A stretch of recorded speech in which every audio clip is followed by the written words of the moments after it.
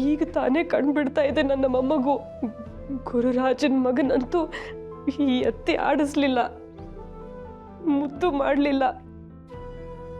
ಗುರುಗಳ ಆಜ್ಞೆಗೆ ಒಗ್ಗೊಟ್ಟು ಮಮಕಾರವನ್ನ ಮಣ್ಣು ಪಾಲು ಮಾಡಿ ಬಂದೆ. ಈಗ ಈ ಮಗುವನ್ನು ವಂಚಿಸ್ಲೆ? ಅವನಿಗೆ ಅಜ್ಜಿ ಆರೈಕೆ ಬೇಡವೆ, ಜೋಗುಳ ಬೇಡವೆ? ರಾತ್ರಿ ಮನೆ ಮುಂದೆ ನಿಂತು ಬೆಳದಿಂಗಳಲ್ಲಿ ಚಂದ ಮಾಮನ ಕತೆ ಹೇಳ್ತಾ ಅವನಿಗೆ ಊಟ ಮಾಡಿಸೋದು ಬೇಡವೆ? ನೀನು ಪಡೆಯಬೇಕೆಂದಿರುವ ಸಂತೋಷಕ್ಕಿಂತ 100 ಪಟ್ಟು ಹೆಚ್ಚು ದುಃಖವನ್ನು ಅನುಭವಿಸಲು ಸಿದ್ಧಳಿದ್ದೀಯಾ ಗೋಪಿ? ಅಂದರೆ ನನ್ನ ಮಗ ಸೊಸೆಗೆ ಅಷ್ಟೊಂದು ಕಷ್ಟ ಬರುತ್ತಾ? ಬೆಟ್ಟದ ತುದಿಯಲ್ಲಿರೋ ದೈವ ಸನ್ನಿಧಿಯನ್ನ ಸೇರಬೇಕು ಅಂದರೆ ಮೆಟ್ಟಿಲನ್ನ ಹತ್ತಲೇಬೇಕಲ್ವಾ ಗೋಪಿ? ನಿನಗೆ ನೆನಪಿದೆಯೇ, ನಾನವತ್ತು ಗುರುಗಳನ್ನು ಭೇಟಿ ಮಾಡಿ ಬಂದಮೇಲೆ ಬದುಕಿನಿಂದ ವಿಮುಖನಾಗಿದ್ದು.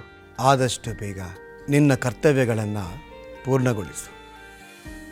ಮಾತು ನಿಲ್ಲಿಸಿ ಮೌನಕ್ಕೆ ಮೊರೆ ಹೋದದ್ದು. ಮೂಲ ರಾಮನ ಹೃದಯ ಗರ್ಭ ಸೇರಲು ನಿನಗುಳಿದಿರುವುದು ಇನ್ನು ಕೆಲವೇ ದಿನಗಳು. ಕಡೆಗೆ ಕೊರಗಿ ಕೊರಗಿ ಕೃಶನಾಗಿ ಉಸಿರು ಚೆಲ್ಲಿದ್ದು.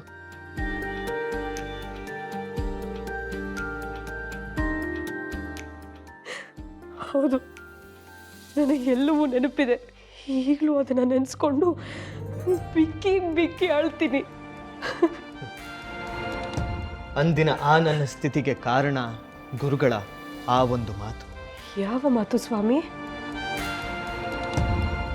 ಅಂದು ನಿನ್ನ ಬಳಿ ಹೇಳದೆ ಮುಚ್ಚಿಟ್ಟಿದ್ದ ಆ ಮಾತನ್ನ ಇವತ್ತು ಹೇಳಿ ಹಗುರು ಆಗುವ ಕಾಲ ಬಂದಿದೆ ಗೋಪಿ. ಎದೆಯನ್ನ ಕಲ್ಲು ಮಾಡ್ಕೊಂಡು ಕೇಳು. ವೆಂಕಟನಾಥ ನಮ್ಮ ಮಗನಾಗಿರಲು ಬಂದವನಲ್ಲ. ಬಹುಕಾಲದಿಂದ ಅಡಗಿರುವ ಒಂದು ಸತ್ಯವನ್ನ ಈಗ ನಿನಗೆ ತಿಳಿಸುವಂಥ ಸಮಯ ಆ ಮೂಲರಾಮ ಸೃಷ್ಟಿ ಮಾಡಿದ್ದಾನೆ. ನಿಮ್ಮ ಮಗ ವೆಂಕಟನಾಥನ ಜನನ ಪೂರ್ವನಿಯೋಜಿತ. ಅವನದ್ದು ಕರ್ಮಜನ್ಮವಲ್ಲ, ಕಾರಣ ಜನ್ಮ. ಸರಸ್ವತಿಗೆ ಗಂಡನಾಗಿರಲು ಬಂದವನಲ್ಲ, ದೈವಾನುಗ್ರಹ ಪಡೆದುಕೊಂಡು ಬಂದಿರೋ ಯಶೋವಂತ. ಅವನ ಮಗುವಿಗೆ ತಂದೆಯೂ ಆಗಿರುವುದಿಲ್ಲ. ಸಮಸ್ತರಿಗೆ ಹಂಚಲು ಬಂದಿರುವ ಪುರುಷೋತ್ತಮ ಗುರುಪಾದ ಅವನು.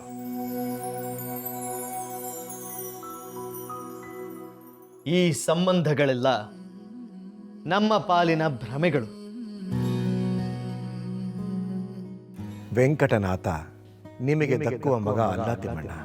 ಅವನು ದೈವಾಂಶ ಸಂಭೂತ. ಅವನು ಅವತಾರ ಪುರುಷ. ಅವನ ಬರುವಿಕೆಗಾಗಿ ಮೂಲರಾಮ ಕಾಯುತ್ತಿದ್ದಾನೆ. ಶ್ರೀರಾಮಚಂದ್ರ ಕ್ಷತ್ರಿಯನಾದಂತೆ ಇವನು ವಿಪ್ರನಾಗಿ ಜನಿಸಿದ್ದಾನೆ. ನನ್ನ ಪರಮ ಭಕ್ತರಾದ ತಿಮ್ಮಣ್ಣ ಭಟ್ಟ ಗೋಪಿಕಾಂಬೆಯ ಮಗನಾಗಿ ಜನಿಸುವಂತವನಾಗು. ಅಪ್ಪಣೆ ತಂದೆ, ನಿಮ್ಮ ಆಜ್ಞೆಯನ್ನು ಶಿರಸಾವಹಿಸುತ್ತೇನೆ. ನಿನಗೆ ಮಂಗಳವಾಗಲಿ.